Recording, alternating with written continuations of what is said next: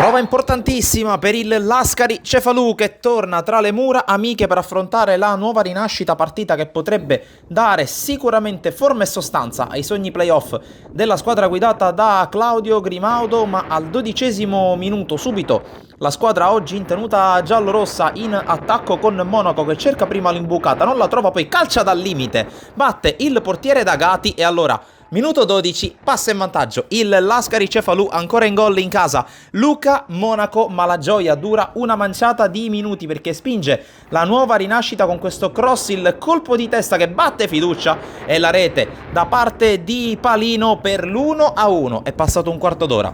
ed entrambe le squadre hanno già trovato la via del gol, poi lunga fase di studio, c'è questo calcio di punizione al minuto 43, splendida esibizione da parte di Peppe Fazio, ma il direttore di gara annulla perché c'è stata a suo dire una trattenuta nel cuore dell'area di rigore, con un lamento a nostro dire un po' dubbio considerato che la palla non è arrivata in area ma direttamente in porta. In ogni caso Fazio nel recupero del primo tempo ci riprova sempre su punizione, questa volta D'Agati riesce a sventare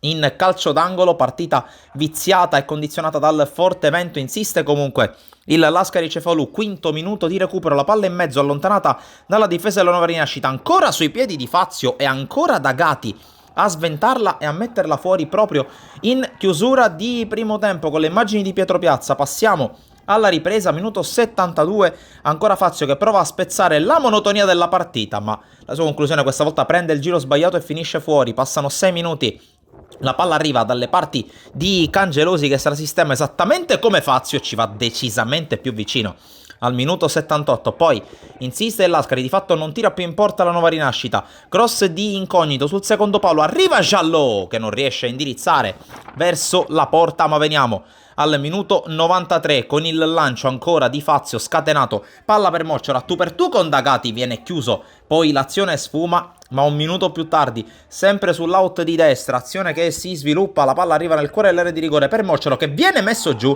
il direttore di gara concede calcio di rigore in favore del Lascari Cefalù, rigore pesantissimo sui piedi ovviamente di Danny Mocciaro che segna la rete del 2-1. Siamo al quinto minuto di recupero, il Lascari passa in vantaggio ed è un gol pesantissimo perché